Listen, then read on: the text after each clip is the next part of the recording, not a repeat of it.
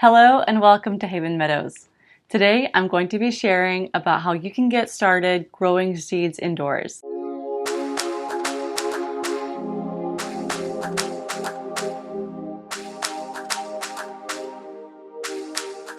I'm Karen and I've been growing seeds indoors now for about 7 years. I started out with vegetable seeds and in about the past 3 or 4 years I've also started growing cut flowers and perennials as well. So on Instagram today, Hannah sent me a message and she was wondering about how to get started growing seeds inside. And she just had some different questions about lighting and some different things. So I thought it would be really fun to just film a video for you guys sharing about what I do and some of the helpful tips that I've learned along the way. So the first thing that you'll need to figure out is your estimated last frost date. So here in Shipshewana, Indiana, our estimated last frost date is around the 1st of May. And the way you can find yours is to search Old Farmer's Almanac last frost date with your zip code. And I'll include a link below that'll take you directly to that page. And then all you'll have to do is put in your zip code and it will tell you what your last frost date is. So if you start your seeds too early, they can either get too big for their plots and you'll need to keep transplanting them up into bigger size pots. Or then if you just leave them in there, they're going to get root bound and they'll get stressed because they've been in there too long. So on the back of most seed packets, they will tell you when to start your seeds. It will say start your seeds like 4 to 6 weeks before the last frost. So once you know your last frost date, you might also want to print out a calendar that has the weeks of the year on it. I've been doing this for the past 3 or 4 years and it's been really helpful. So I keep this calendar on my fridge along with a list of all the common varieties that I grow every year. And it will tell me which week I need to start what. And so I just kind of look each week, I'll just check, see which week we're on, and I'll look if there's anything that I need to start that week. So I will include a link to that calendar as well as a link to the list that I use for my area. If your frost date is around the 1st of May, you can use this. Otherwise, you'll want to adjust the dates for your own zip code. You can make a copy of this list if you want and edit it in Google Sheets, which is where I made it, and just adjust the dates for your area. So hopefully you find that helpful. Most seeds will germinate best in an environment that's somewhere from like 70 to 75 degrees. Some will like it a little bit cooler, some a little bit warmer, but that's kind of a general temperature that most seeds do well at. And most people have their indoor thermostat somewhere, set somewhere close to that. So I find that you can pretty much germinate most anything just with your indoor temperatures. Make sure that wherever you're starting your seeds or growing your seeds is protected from mice. So either in an area that mice can't get to, or maybe set some mouse traps. I've had mice eat my seedlings and it's not fun. There's certain ones especially that they'll like. I've had more trouble with cut flowers than vegetables, but that is something to keep in mind. So the next thing we need to talk about is lighting. You can grow seedlings on a windowsill. I have in the past, probably the first year or maybe even 2 that I grew seedlings. If you have a nice south-facing window, you can definitely grow your seedlings on a windowsill. You'll definitely want to keep those turned because they will start leaning towards the light. And if you notice them getting leggy, you might want to supplement with some additional lighting. I personally recommend that you do use some kind of artificial lighting. You can use shop lights. You don't need fancy, expensive grow lights. You can use very inexpensive shop lights, and I particularly like the ones that you just plug into the wall, and especially, not all of them, but many of them will have a spot where you can plug another light into it, and so you can hook up like 3 to 4 lights together without needing to have a separate plug-in for each one. The information that I've always used when it comes to shop lights is from Gary from the Rustic Garden, and he recommends that you have a brightness of at least 5,000 plus lumens. Lumens is just the brightness of the light, and then also that it has a Kelvin rating of 4100 to 6500. Kelvin is like the coolness or the warmth of your light. So 4100 to 6500 is basically daylight. If it doesn't have those specific numbers on it and it doesn't say Kelvin somewhere, it might also just say daylight. So that's what you want to look for when you're buying shop lights. Like I said, they don't have to be expensive. Just try and look for something that has that amount of lumens and that Kelvin rating, and you should be good to go. I usually like to hang my lights somewhere in like the 5 to 3 inch height, especially once they've sprouted. It's important that you keep your lights pretty close to the tops of your plants. If they start to get leggy, you know that you need to lower them a little bit. Depending on the brightness of your light, you might be able to go a little bit higher. You just want to watch them. If there's any sign of legginess or really white stems, that's a sign that your lights are going to be too high. Obviously, you're going to need a place to put your seedlings if you're not keeping them on a windowsill. I like to use a shelving unit, and like I said, I grow a lot of seedlings every year for my vegetable garden as well as my cut flower garden. So for me, it's made sense to buy a shelving unit. I've bought a heavy duty shelving unit that I really like. I can link that below. But when I was first starting out, I just put my seedlings on a table, like a lifetime table. Any kind of like folding table or anything will work really. And you just need some way to be able to hang your lights above your table so that your lights can hang from above. And my husband actually just rigged up a little wooden frame, and then we just set that on top of the table, and then the lights were hung from the frame. The only thing that's important with hanging your lights is you need to make sure that you can adjust the height. When your plants are really tiny or you're just germinating, you'll want them lower, and then as they get bigger, you need to be able to move your lights up. So you want to make sure that your frame is high enough that your lights will still fit underneath nicely once your plants are big, but also that they can get low. I've used chains. Often they were actually included with the lights to adjust my lights along with some kind of like clips or something. And the past 2 years, I've been using like a paper wrapped wire that I use for floral arrangements actually. So next up, you're going to need something to grow your plants in. If you're just starting out and you're just doing a small amount, I went on Amazon and I found a seed tray. It has a seed tray, a bottom tray, and also a dome. I haven't personally used this one, but it has really good ratings. And if I was just starting out, this is probably something that I would try for myself. You can also use plastic cups, red Solo cups, or something smaller. Might actually be better to start with. Mushroom containers, like any containers that you have, that you want to reuse. Sour cream containers. You can use whatever you want. Obviously, depending on what you use, it will take up more space and it might not be as practical, depending on your setup. So the thing that's important with any container is that you either drill or pierce some kind of hole in the bottom. I've seen people take like a whole stack of cups, turn it upside down, use a long drill bit, and just drill straight through all of them to make a hole like that. Or I've heated up a nail and just like melted, holes in the bottom of containers. There's different ways of getting drainage, but you need drainage of some kind to make sure that your plants don't just sit in water, especially when you're first beginning. It takes some time to figure out how much water your plants need, and it's really easy to overwater. If you buy a kit, it should come with some kind of bottom tray. You can also buy seed trays and bottom trays separately. They're super heavy duty and I expect them to last me for years and years. Last summer, my boys did play with 2 of the bottom trays and they broke them. They were doing some kind of water splashing activity and I didn't think about the fact that it would break. But anyway, they did break a little bit. My husband was able to put some caulk in them and they're still usable. Unless you're planning on growing for a very long time and you really want to invest in something that's high quality, you could definitely check their site out. I do really like their products. The other thing that you can do is buy little 3-inch pots. I grow a lot of seedlings at a time, so I personally like to start my seeds in little channel trays, and then once they have their first set of true leaves, I will actually prick them out and then put them into like a big seed tray. That allows me to maximize my space, but for most people just getting started, you don't need to do that. I would definitely recommend some smaller seed trays or the little 3x3-inch pots or whatever containers you have on hand. Something else that's important to consider for successful germination of your seeds is some kind of humidity dome or tent.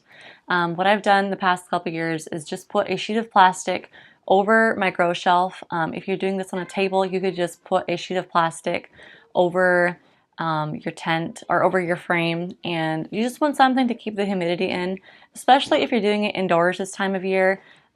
Usually you're running the heat a lot and it just gets really dry. If your seeds dry out when they're trying to germinate, you're going to lose your seed and you won't get a plant. All right, and you need some kind of medium to grow your seeds in. I have grown my seeds in seed starting mix in the past.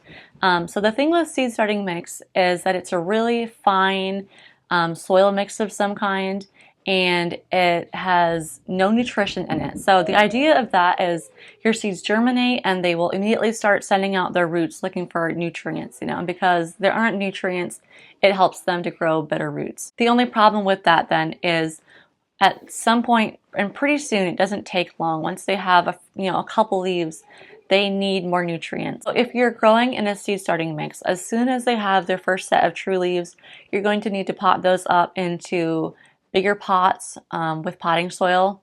For myself, I have been using just a potting soil. There's all different kinds of potting soil. If you're sowing directly into potting soil, you do want to take out any large chunks, or just kind of, I just put it into my seed tray and I'm just going to pick out any big chunks and then kind of hope for the best. I have pretty good germination. The potting soil that I've been using the past 2 years it's a peat-free potting soil. It's from Fox Farm. It's called Coco Loco. So when I went onto Amazon to look for a potting soil, there was another kind that came up. It was also from Fox Farm. It's not a peat-free compost, but it had really good reviews. And so I'm going to link that one below. Personally, haven't tried it, but I have tried their other Coco Loco product, and I've been really happy with that. So if you don't want to go peat-free, I would recommend the Fox Farm. Labels are important, trust me. You think you're going to remember, you don't. Especially if you're starting seeds in February, you don't plant out until May. At this point, I recognize most plants, but if you're doing multiple varieties of the same plant, even if you label everything, it can still be really easy to get things mixed up. So you definitely need some kind of labels. I've linked some below that I like to use. They're just like a white plastic marker, and I try to save mine every year and I'll reuse them. I'll write on the opposite side or the opposite end. And the pack that I actually usually buy, it came with this special marker.